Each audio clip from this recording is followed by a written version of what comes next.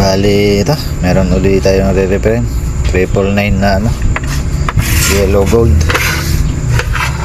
Yan. Bali open ko lang yung top cover para masilip natin kung ano yung lagay sa loob, kung may sira ba o wala.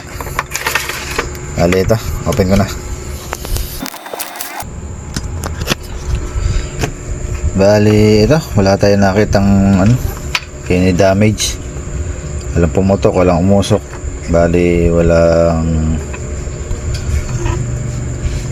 akong nakikita problema.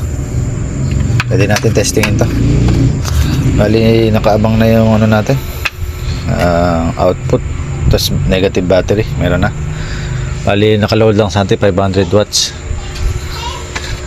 Yan, testing natin. Lagay muna natin sa sa test valve natin. Testing natin kung merong tunog. Yun, meron ng puti, milaw. Kaya lang di tumutunog. 500 watts, di niya kaya pailawin. Wala siyang output.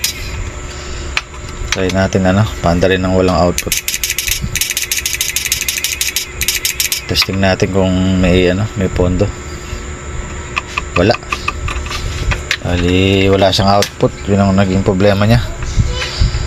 Bali yan, magche-check na ako ng parts dito sa output natin, bakit alang pondo. Tingnan natin. Kalasin ko muna. Okay, tester pala. Testerin ko muna yung mga parts dito. Mali na naman. Test muna ako. Bali sira talaga yung output niya. Bali sa SCR natin ayaw mag-on. Di na niya kaya mag-on.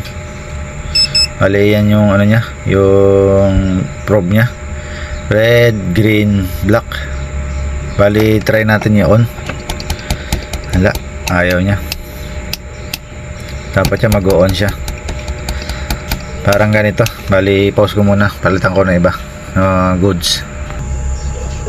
Bali ito yung yung sira, 101225. Bali ito yung goods natin, yung 10812. Bago to. Bali kabit ko muna to, testing natin. Bali ito, ikabit na natin yung probe natin. Ayan. Red, green, black, same lang din. Bali ito, try natin i-on. Ayan, nag-on siya. Off, on, off. Yan ang DIY tester natin para matrace natin kung nagwo-work pa ba itong SCR. Bali dito okay na. Papalitan natin ito na papalit natin. Bali dito sa DB3 natin, ito DB3 ito. Bali siya, shorted siya. Bali ito yung tester natin. Ayan, pumapalo siya. Pumapalo. Bali shorted na rin siya. Kailangan palitan natin yung DB3. Baliktaran, shorted. Ayan, pumapalo. Ayan. Bali yan, yung dalawa na yan, palitan na natin. Para sigurado dahil sira naman talaga na to. Ito SCR. Wala naman na to, hindi na mag-on to. Wala nang lalabas na output dito. Bali yan, palitan ko lang.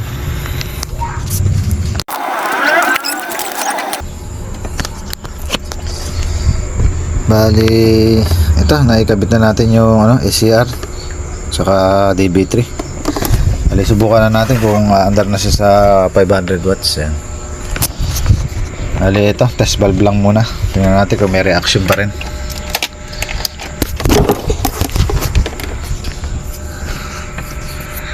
Bali ito, ayun ko na.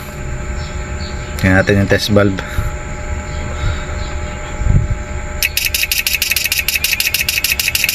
Yun, meron na.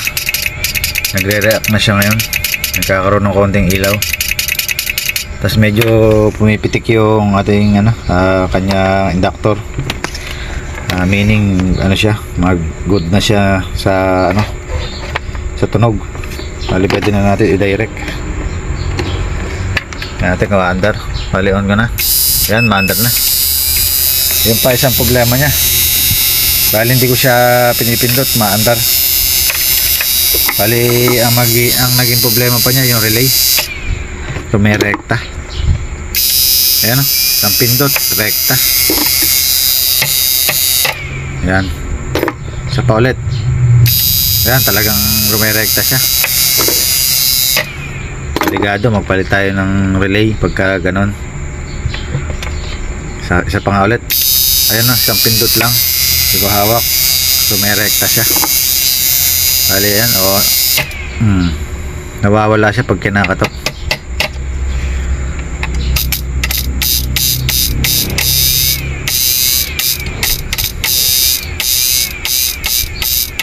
Pagka hindi nag-switch yung ano niya, okay siya. Ayan o. Bali ito na yung switch nung ano natin, nung relay. Itong tawiran na ano, positive. Hindi siya re-recta dahil ko ano to, parang pinagkukunik ko lang. Ayan. Pero pagka dito magre-recta siya. Ayan o. Yun, may problema pa siya. Bali yung relay niya. Bali yan, palitan ko lang yung relay para mawala yung ganun.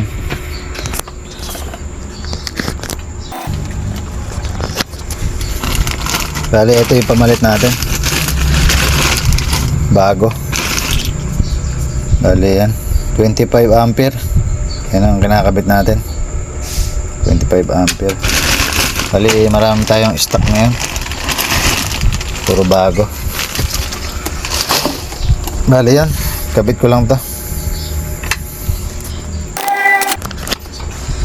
Bali ito, 25 ampere din pala yung ano, yung tinanggal ko.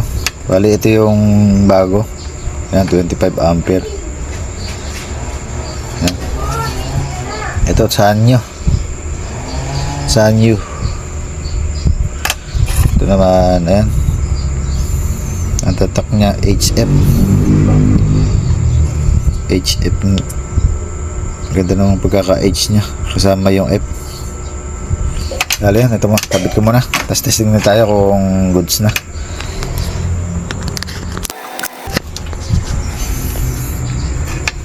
Bali ito, naikabit na natin, testing na tayo. Bali ang nakaload pa rin sa atin 500 ito, 500 lang yan. Bali yan, try natin, on ko na. Yan. Asinin natin yung ilaw natin kung pumipitik pa rin. Yan, meron. Medyo mahina lang. Yan. Mas lumalagitik din sa ano natin. Parang bumabaswit. Bali yan. Direct na natin. Pag gano'n kasi yung tunog, safe na natin lagyan ng ano, ng battery. Na direct. Bali, ito, try natin, on natin. Bali yan, maandar na. Hindi na siya rumirekta. Bali yun talaga problema niya, yung relay. Bali load na natin ng 1K. Kasi natin yung 500 na to. Yan. Bali silipin na natin yung ano, yung kanyang kinakaya sa baterya. Bali hugutin ko muna yung pan niya para hindi maingay. Yan, matanggal muna. Bali ito. Tabulata. Ayan, bali on ko na.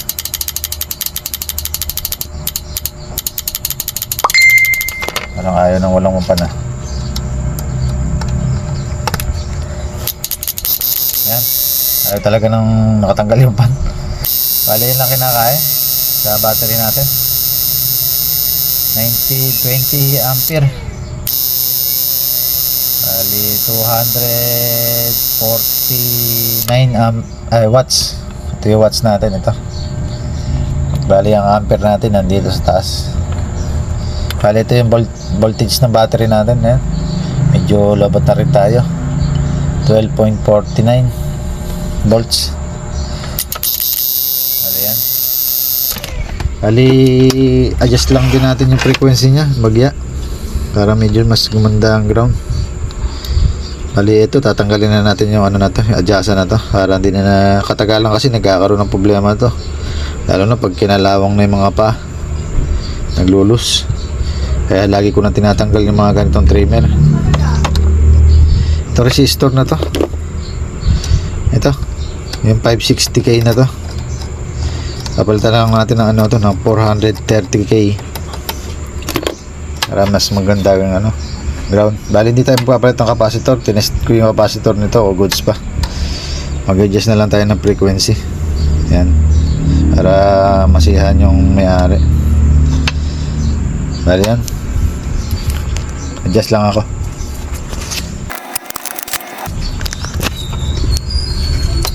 Bali ito, naikabit na natin, nagpalit tayo ng ano, resistor. Bali try natin ngayon kung gano'n nakataas. Bali ito, naliwan ko na. Wala pala sa direct. Bali ito, on ko na. Yan, tumaas, naging 38 ampere, 400 plus, 400 watts. Ayan, 400 watts. Bali lumakas na siya.